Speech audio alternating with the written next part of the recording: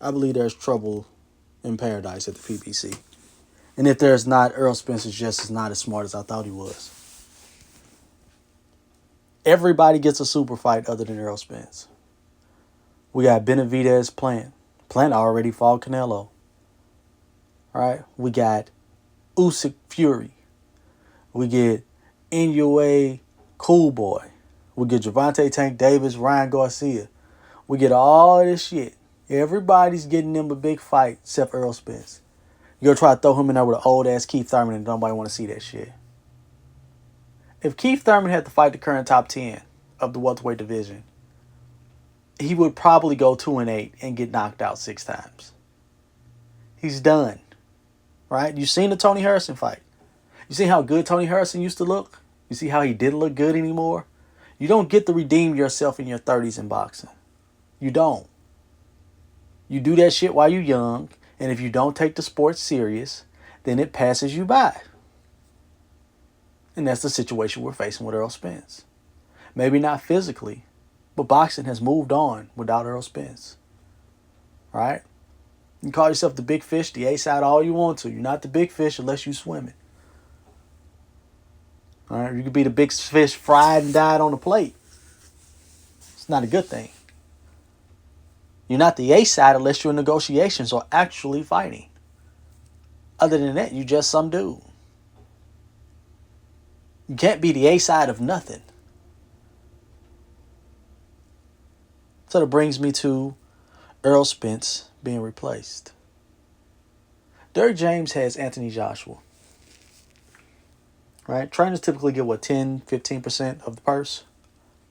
So his new breadwinner is Anthony Joshua. Right? That's the guy he's excited to train. That's the guy that's going to bread his butter at this point. Or butter his bread. Anthony Joshua. So Derrick James got a new toy. Al Heyman finally got his full grasp on Gervonta Tank Davis. Younger, more exciting, just as popular fighter. Probably going to be even more popular. Gervonta on stage saying, hey, I'm the new face of boxing. What will happen to Errol Spence?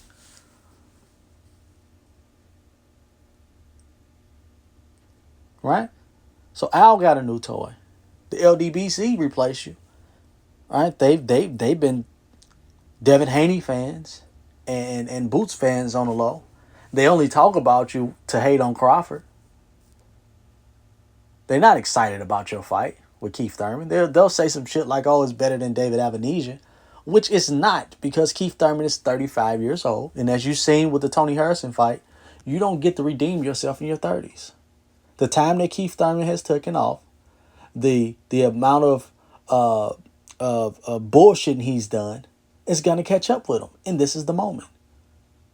He hasn't been that good in recent memory. And he's going to be even worse when he's stepping there with a young mind and an old body. When he thinks he can do things that he can no longer do. You've seen it in Tony Harrison. He was a shell of himself. Keith Thurman is going to be a shell of himself. Okay? And eventually so will Errol Spence. So we're getting Usyk Fury. We're getting the Benavidez. Plant already fought Canelo. We're getting all these fight. Cool Boy, Inoue, Tank and Ryan. And all these people, all these players are getting super fights other than Errol Spence. He's getting nothing. He was advised against his super fight. He was advised against his legacy fight. All right? People made YouTube channels and cheered him on. And now the entire sport of boxing has moved on without him. Video game, not even asking him to be in the video game. You know, he ain't in Creed 3, Terrence Crawford is. Terrence Crawford ain't from Philly. So it ain't just a Philly fighter thing like it was. You know what I mean? When Terrence Crawford announced that he's fighting David Avenesian on BOK Prime, that was our first time hearing about BOK Prime. Now people can't shut up about him. That's relevance. Errol Spence's name is only brought up to shit on Terrence Crawford or to spread hate. No love. Everybody has moved on without him. And he's 33 and the time is ticking. And again, if there's not trouble in paradise, there damn well should be. Because they played them. They used them and they played them. And that's who Al is. Al has transactional relationships with everybody around him. And that's not a negative thing. Al has been in the game since New Edition was teenagers. You know, a lot of people have came in and out of his life. But for you to think that he loves you or that he's doing anything other than serving his best interest, you're wrong. If your best interests align with his best interests, then you're on board. But when it's not, you're not. And he's no different than Bob Arum or anybody like that. When Terrence Crawford served his best interests, when he was trying to get the ESPN deal, it was great. When Terrence Crawford asked for money, and then Bob doesn't want to properly promote him, and now Bob is not getting the money back because he's focused on Lomachenko, who never was a draw. Then he shits on Terrence Crawford. So now we're here. And I really hope that the rumors are true and that Errol Spence is actually talking to Terrence Crawford. I really hope that the numbers are somewhere close to 50-50 because they should be. I hope that both of them were in contact with the WBO for Terrence Crawford and the WBC for Errol Spence, and they could just forego these next two fights and get in there together. We can see who's the best. If Errol Spence wins, he stamps his ticket to the Hall of Fame. If he loses, he cashes a big check and throw it in the bank. He goes and plays with his chickens. But to fight anybody else and to continue to think you're the big fish and to continue to listen to these idiots on YouTube is going to put you in a position that you don't want to be in. Maybe you have a year or so left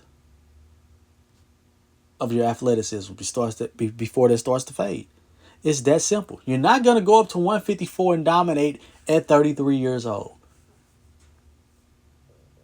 Floyd, Tom Brady, and fucking goddamn LeBron James got a spoil. People really think that you're going to be this dominant athlete well into your late 30s. You're not. That's rare. Okay? Bernard Hopkins, that's rare. It's not going to happen. Fight Terrence Crawford. Stop listening to these idiots. Do what you need to do to get them in the ring. You know, I made a video criticizing the A-side, and I mentioned Tank Davis in there, and I said, hey, if you just go use that shit to say who is this guy fault, it's worthless. But if you use it to leverage it and maybe give a guy a catch weight, maybe, have a smaller ring, but you do what you need to do to get the guy in the ring. And you see when the fight was slipping away from Tank Davis because of the rematch shit, what did he say? There's not going to be a rematch. He made a concession. And now we figure out there is a rehydration clause and a catch weight and all the rest of that shit. And cool. That's the bullshit that A-sides do. I don't like it, but I accept it. What I don't accept is there not being a fight. Okay? Whether we argue over the rehydration clause and shit, at least there's a fight tied to that.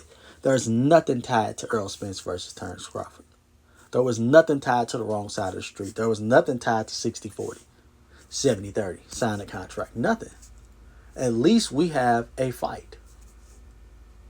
And if Errol Spence is listening, or if anybody his camp has basic common sense, because this is just basic common sense, they would understand that the sport will leave his ass high and dry. He need to do the right thing and go ahead and make that fight. And if it's cool for Terrence Crawford to make less money, then it's cool for you to make a little less money. Right? And if Terrence Crawford got to leave his promoter, then maybe you need to leave yours. But make the fight.